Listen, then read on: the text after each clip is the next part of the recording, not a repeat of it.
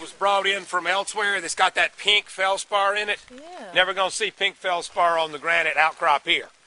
So these big hunks came from some other quarry put here to keep people from driving their vehicles on the rock.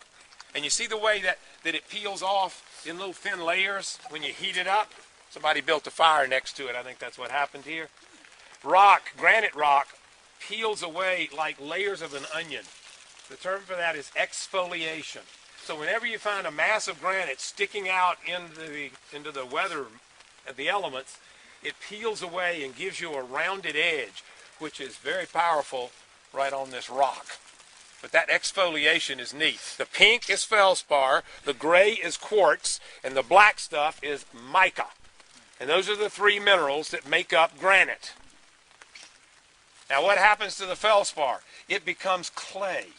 All of the clay we've got in our state, go to Acre and kaolin, you know, that clay came from feldspar crystals in granite.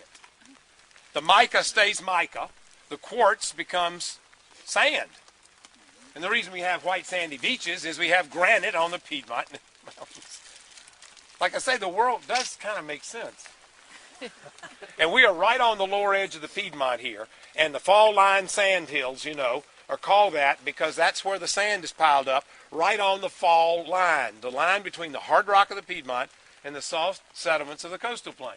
The first place, if you come up a river, that you see waterfalls, and you call that the fall line with rock, with probably 11 miles more of earth above it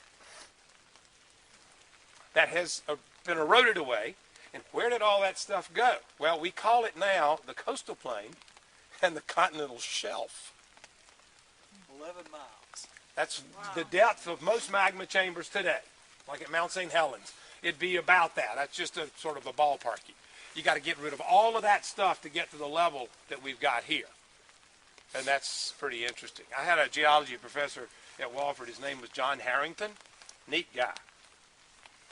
And he used to talk about it, and he said if you're a good geologist, you got to think about this every minute of your life when you're looking at the world.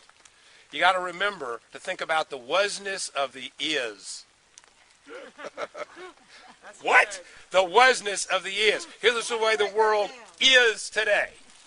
What does it tell you about the way it was?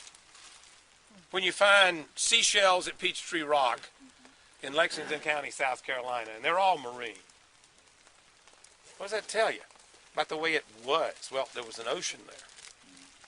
When you find masses of granite that are found under volcanoes today, don't you think there was maybe a line of volcanoes? A lot of people believe there was an island arc.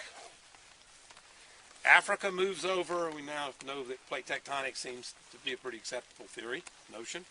Squeezing together stuff. And that island arc just got pushed right into what is now North America. And these magma chambers were bases of those volcanoes on the island arc, like the island arc that we now call the Aleutians. Isn't that amazing?